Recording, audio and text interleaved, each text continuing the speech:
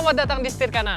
Video kali ini gue bakal ngebahas MG, mobil ganteng. Nggak, maksud gue Morris Garage ini adalah varian yang ZS Facelift 2021. Jadi dia baru pertama kali masuk ke Indonesia di 2020 dan tahun ini sudah mendapatkan facelift. Nah, kalau kalian pengen tahu lengkap ya, kalian bisa nonton compact reviewnya. Gue taruh linknya di atas ini. Dan pada video kali ini, gue bakal ngajak kalian untuk nyobain langsung bagaimana sensasi berkendara dengan si mobil ganteng ini. So, langsung aja ikutin gue.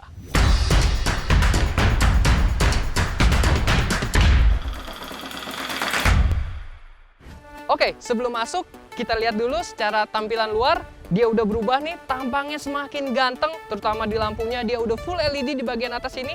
Di bawah masih halogen, tapi sesuai dengan peruntukannya, memang lampu kuning untuk menebus kabut dan juga waktu di saat hujan. Nah, kita bergeser lagi ke bagian samping. Di bagian samping dia udah pakai velg 17 inci, di atasnya dia ada roof rail, dan di sini kita dapat keyless entry kuncinya. Nah, kita geser lagi ke bagian belakang. Kita lihat bagian belakangnya, dia nuansanya juga berubah, terutama di lampunya. Dia LED juga dan sekarang dia nyalanya seperti 3D. Jadi kesannya semakin futuristik, semakin keren lagi. Oke, segitu aja. Kita langsung cobain mobil ini. Oke, untuk menghidupkan mesinnya pun sudah start stop engine, jadi kita mudah banget. Oke, yang pertama Sobat Setir, kita akan membahas bagaimana sih posisi berkendara dari si MG ZS Facelift 2021 ini. Yang pertama kali dirasakan adalah terutama materialnya nih. Materialnya dia udah baru, sudah desainnya baru, menggunakan soft touch, hampir semua panel jadi mewah. Jadi sampai joknya pun sudah pakai kulit. Nah, joknya juga sudah menggunakan pengaturan elektrik 6 arah. Jadi kita nyaman banget nih untuk mengatur posisi kita berkendara, serta dia juga udah bisa naik turun untuk setirnya, tapi belum bisa maju mundur. Tapi nggak apa-apa, karena untuk setirnya dia udah proper banget, dia flat bottom, lalu juga di bagian sini ujung kiri kanannya dia ada untuk jempol kita, serta udah dilapisi kulit dengan perforated di sini, bolong-bolong gitu kesannya. Jadi membuat kita nyaman banget ketika berkendara.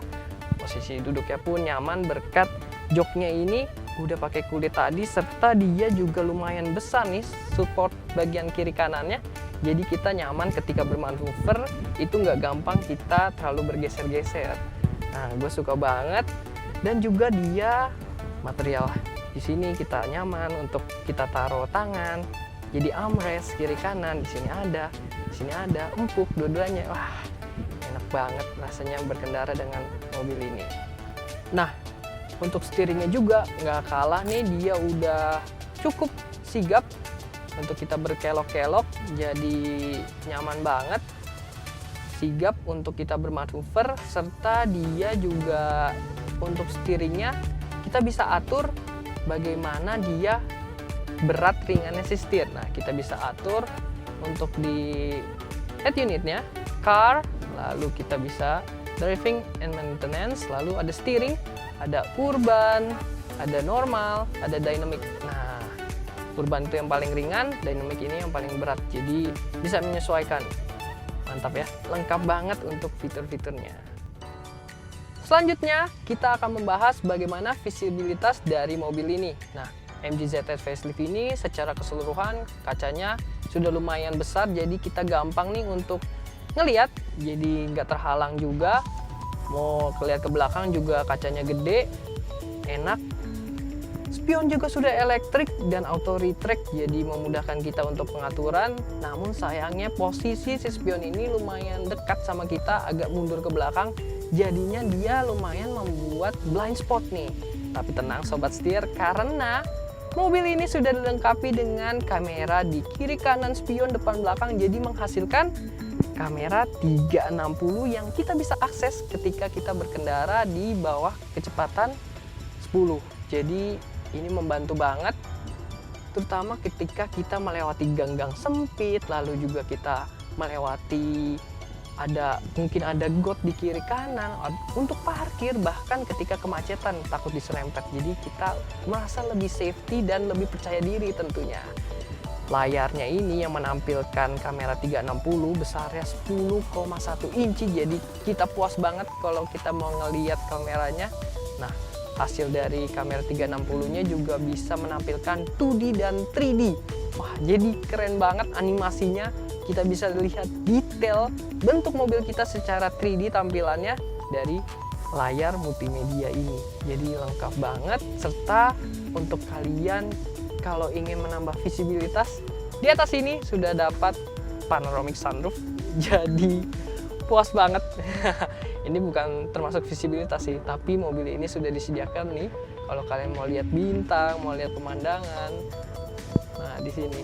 Jadi terang, nuansa kabin juga terasa lebih luas. Nah, head unitnya ini selain dia ada 360 kamera, dia juga udah dilengkapi dengan Apple CarPlay dan Android Auto. Jadi lengkap banget untuk konektivitas terkini, memudahkan kita. Oke Sobat Setir, jadi ini kebetulan hujan dan gue mau ngasih tahu ke kalian semua kalau mobil ini itu udah dilengkapi dengan fitur auto headlamp dan auto wiper. Jadi mobil ini ketika hujan kayak gini kita tinggal set naik ke atas, nanti dia langsung auto wipernya nyala. Lalu juga untuk lampunya dia udah otomatis nyala juga, dan dia punya rear fog lamp di bagian belakang. Jadi ketika hujan seperti ini, nah Sobat Setir itu jangan pakai hazard. Yang benar kita pakai si rear fog lamp, jadi tidak membahayakan sesama pengguna jalan tentunya.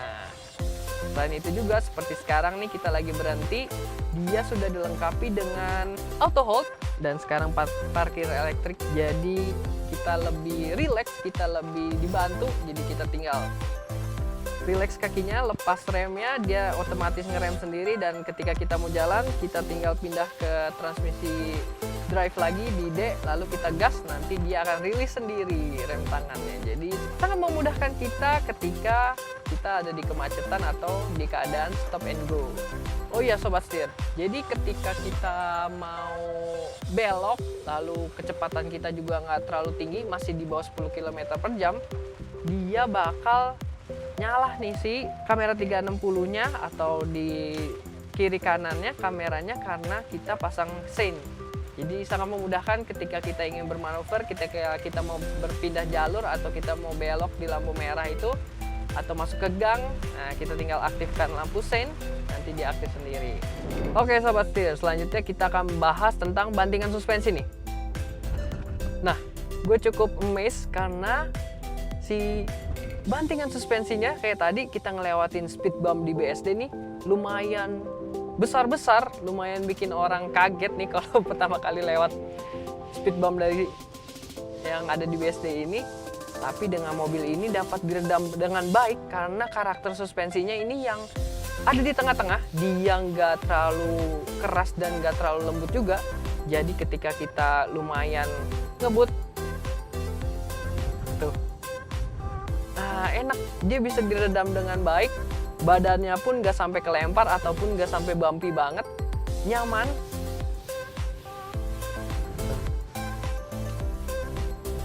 Serta suara road noise atau yang dari bannya itu juga nggak begitu banyak yang masuk ke dalam. Jadi untuk kekedapan kabinnya juga mobil ini bisa dibilang cukup baik di kelasnya. Nah, gua ini lumayan takjub nih sama bantingan suspensi dan kekedapan kabin dari si MG ZS facelift ini. Tuh, enak ya. Selanjutnya kita bahas tentang mesinnya. Ini mesinnya masih sama dengan yang sebelum facelift. Dia berkapasitas 1500 cc NA, dia menghasilkan tenaga sebesar 114 PS dan torsinya mencapai 150 Nm. Untuk sensasinya, ketika kita berkendara nih lumayan di jalan kosong nih sekarang, kita coba sedikit gas.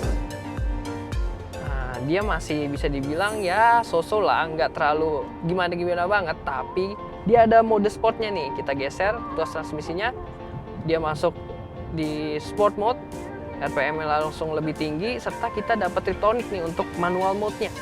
Jadi kita bisa oper ke bawah.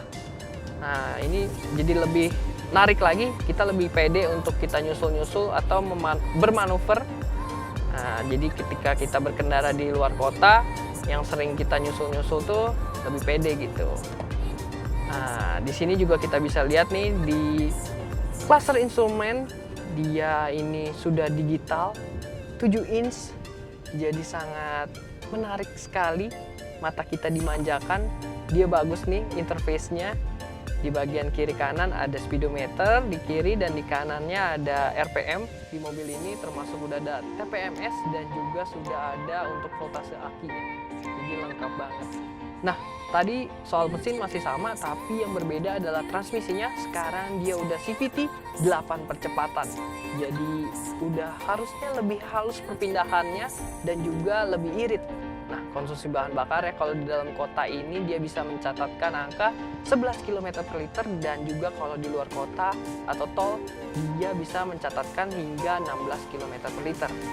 Jadi ya untuk di kelasnya ini sudah cukup lah, nggak yang wah banget. Semoga aja nanti improvementnya bisa lebih wah lagi untuk si mesinnya ini.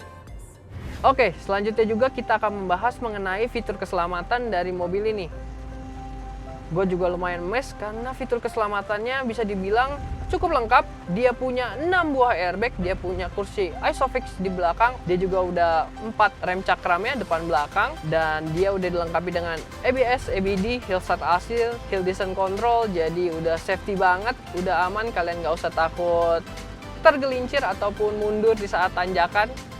Dan untuk lengkapnya kalian bisa lihat di tabel berikut.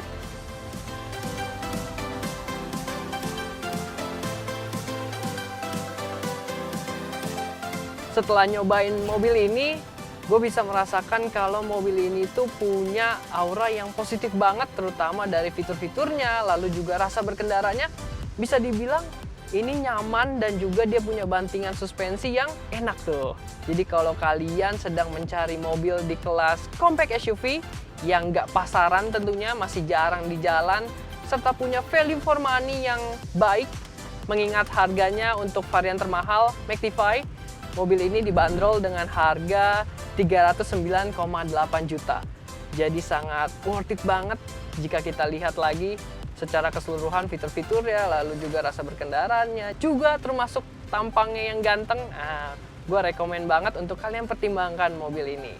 Lalu bagaimana nih tentang pendapat dari Sobat Setir semua? Kasih komentar di kolom komentar bawah ya. Jangan lupa untuk like, share, dan juga subscribe Setir Kanan, serta follow Instagram kami di setir.kanan. Oke, semoga video ini bermanfaat. Sampai jumpa di video selanjutnya. Bye-bye.